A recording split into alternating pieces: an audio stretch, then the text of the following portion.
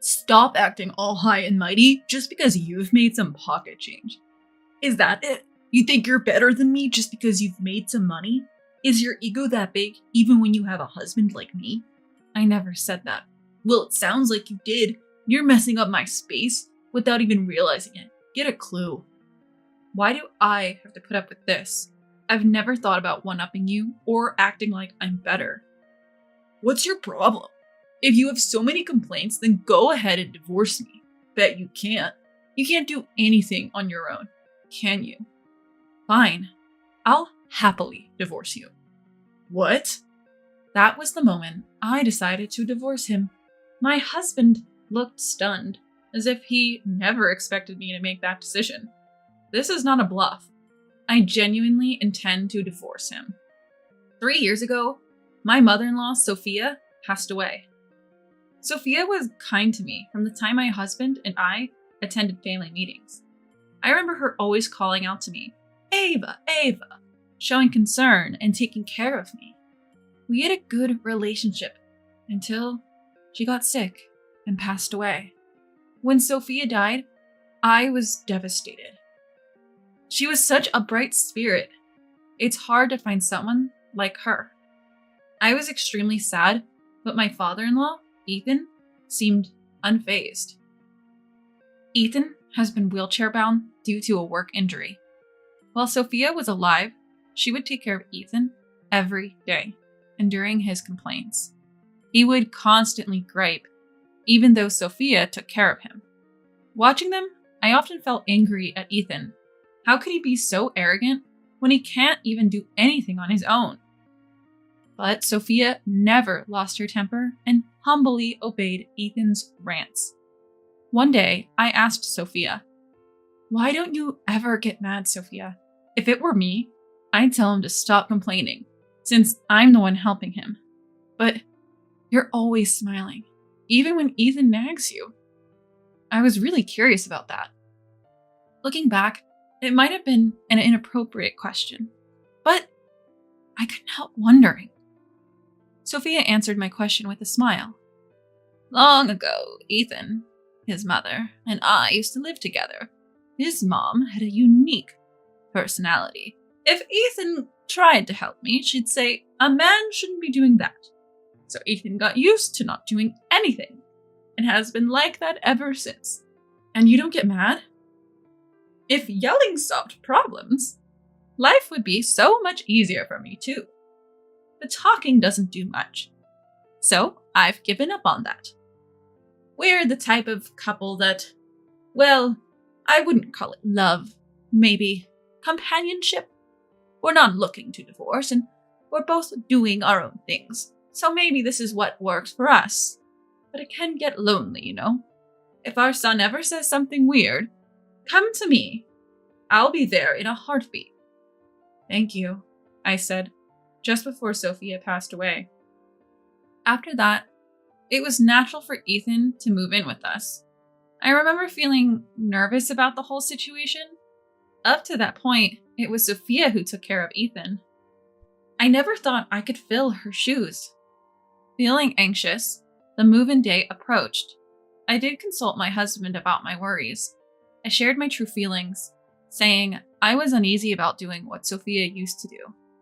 But, as expected, my husband just shrugged it off. You'll get over your worries. Dad living with us won't change much. My husband was far from empathetic and didn't understand what this cohabitation meant at all. So, without any support from him, the cohabitation started. Ethan, please make yourself at home. Don't hesitate to speak up, I said, offering the warmest smile I could muster. Ethan didn't react. His face was like a stone wall. At that moment, I thought living together was impossible. But recalling what Sophia had done, I resolved to make it work. During one dinner, I served mostly meat dishes because I didn't know Ethan's preferences, but he complained. Is meat all you can cook? What? Didn't it suit your taste? I asked. It's not that. I'm just tired of all this meat. My wife cooked way better meals. How can you be so bad at this? I'm sorry. By the way, What do you like or dislike, Ethan? I don't have any particular likes. If I had to say steak and alcohol, I hate pizza. Got it? I'm only saying this once. The first time he genuinely spoke to me, and this is what he had to say. I was stunned and couldn't respond. It was only a week into his living with us. I thought it was impossible, but then considered maybe all I needed to do was diversify the meals. But Ethan found reasons to complain about everything, like his personal items and laundry. I used to do the laundry and leave it folded in Ethan's room, but one day he claimed his socks were missing. It was strange because they were there just the other day and somehow I got blamed for it. Of course, I denied it. Once I drop off the laundry, I don't touch it again. Still, Ethan gave me a suspicious look, so we searched his room together and found the socks wedged between other clothes. He claimed it happened because I fold laundry weirdly. That was the last straw for me, so I let out all the frustrations I had been holding back. Ethan, did you ever consider you moved them yourself? If so, the problem is with you, not how I fold the laundry. What? How dare you speak to me like that? Apologize right now. Unacceptable. Now I understood why Sophia gave up on Ethan. He is unyielding and won't change his ways for anyone. I can't imagine anyone getting along with this Ethan. I thought I was alone in this, but there was someone close who understood my side of the story. It was my husband. The two of them get along great and often share drinks. That would be fine, but together, they look down on me. I've thought about ending it all, even divorcing, countless times.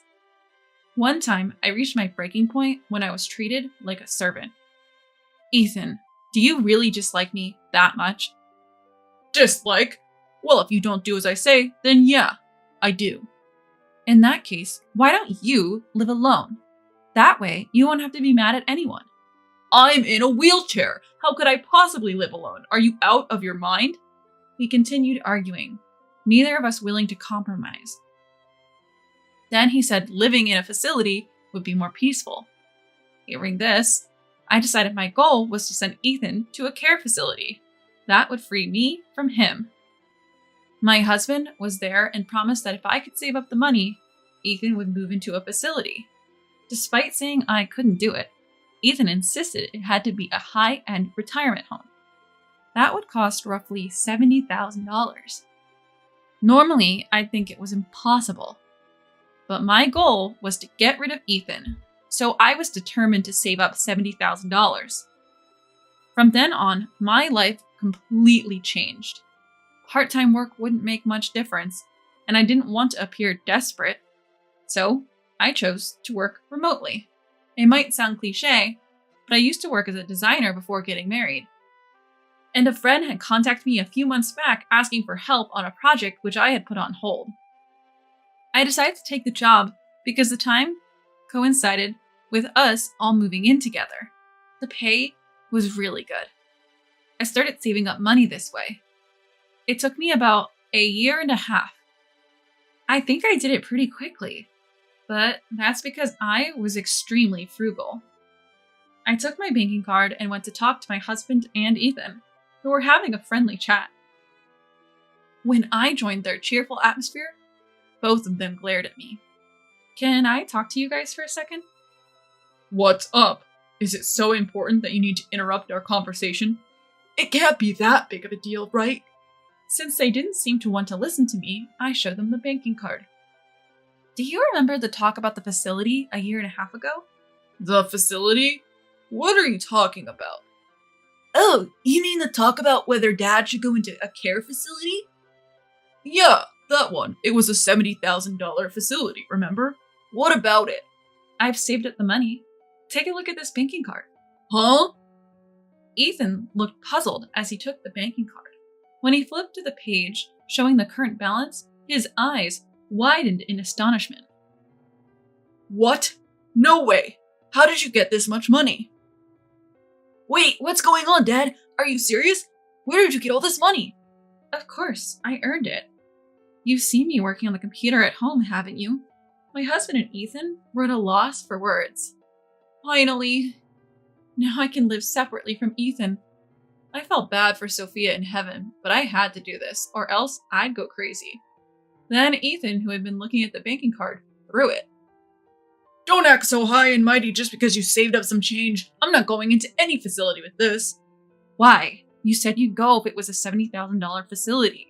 The price has changed a bit, but it's still enough. Then my husband spoke. It's my father we're talking about.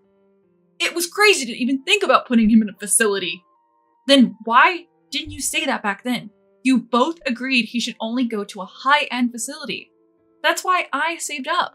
Shut up. Just divorce me then. What? I said it before. If you don't like the way I do things, you should leave. Are you serious? Yeah. If you have complaints, try divorcing me. Well, that's true. After all, a woman can't survive without her husband. My husband and Ethan laughed at me. I finally made up my mind. I'm fine with divorce. Fine. I'll happily divorce you. What? Are you serious? Absolutely. I'll start the paperwork later. From tomorrow, I'll start moving my stuff. Hey, if you're joking, stop it. Think about what you're doing. You can't make it on your own. Why not? I managed to save up $70,000 in a year and a half. What exactly can't I do on my own? Well, I used to let my husband take the lead when it came to money. But now, I'm the one who's significantly ahead. Far from being dependent, I'm the one who can support us now. So, I'll leave you to think about this. Come up with an answer, okay? Bye for now. With that, I left our home and went back to my parents' house. I had already filled them in on the situation. I told them about the frequent argument with Ethan and how moving his dad into a care facility might change things. But it turns out that not only did things not improve, but Ethan also refused to put his dad in a facility. I couldn't spend any more of my time on those two. A week later, my husband reached out asking to come over and talk. I thought it was a good chance to see what he had been contemplating over the past week, so I returned home for a brief visit. As soon as I walked in, I noticed something was off. The faint smell of garbage wafted from the entrance, and laundry was scattered everywhere. Dirty dishes still filled the kitchen. It wasn't the same home I left a week ago. I figured, this is what happens when two people who don't do chores live together. We decided to talk in the bedroom, which was still clean, and right away, my husband pleaded for me to come back. In this past week, both Dad and I have realized how much you've been doing for us. We're really sorry. Then Ethan rolled in on his wheelchair. Look, I guess I've been in the wrong too. How about we both make some changes and live together again? To be frank, I had no expectations for Ethan's apology, if that's what he's considering this to be. He's going to improve, so I should too. If that's his idea of an apology, then I don't understand it. I decided to keep my distance. I know why they're asking for a do-over. They probably want me back because there's nobody to take care of them now that their housewife is gone. If I return, I know I'll be treated the same way. So I won't go back. I get what both of you are saying, but sorry, I'm not coming back. Why? We're apologizing. Isn't that enough? Seriously, we're even bowing our heads here. What more do you want? Oh, Dad, don't say that. See, that's the attitude I'm talking about. Ethan, is this your idea of an apology? It's the same as always, so I assumed you didn't reflect on anything. What? So you just want me to take care of the house because you can't, right? You can't handle Ethan, so you'd rather leave it all to me and go off doing whatever you want? You even considered putting him in a facility and you dare say, he's my dad, you know? Maybe you should refrain from making such reckless statements without understanding the reality. Ugh. Having said my piece, I handed the divorce papers to my husband. Whoa, are you serious about this? I've told you, yes, I'm serious. You were the one who said, if you have complaints, then let's get divorced, right? Well, I have a lot of complaints about you too, so I've decided to get a divorce. Do you understand now? Unable to take back his words, my husband was silenced. Don't ever think that being the breadwinner puts you in a position of power. It's true, housewives do depend on their husband's earnings, but at the same time, you're able to work because the housewife takes care of every aspect of your life. If you don't get that, maybe you two would be better off single. Poor Sophia up in heaven must be feeling sorry for you. Bye now, you two incompetents. And so, the issue came to a close. Later on, my husband apparently decided he had to act and started making arrangements for Ethan to enter a facility. Ethan strongly opposed the decision, leading to a big fight between him and his dad. Their relationship, once close, rapidly deteriorated, and now my husband is reluctantly completing the paperwork for the facility. Since then, work has been going well for me. If things continue like this, I'll probably be aiming for a higher income. Right now, I'm enjoying my work, but I do hope to build a warm family someday. However, for now, I just want to enjoy being on my own.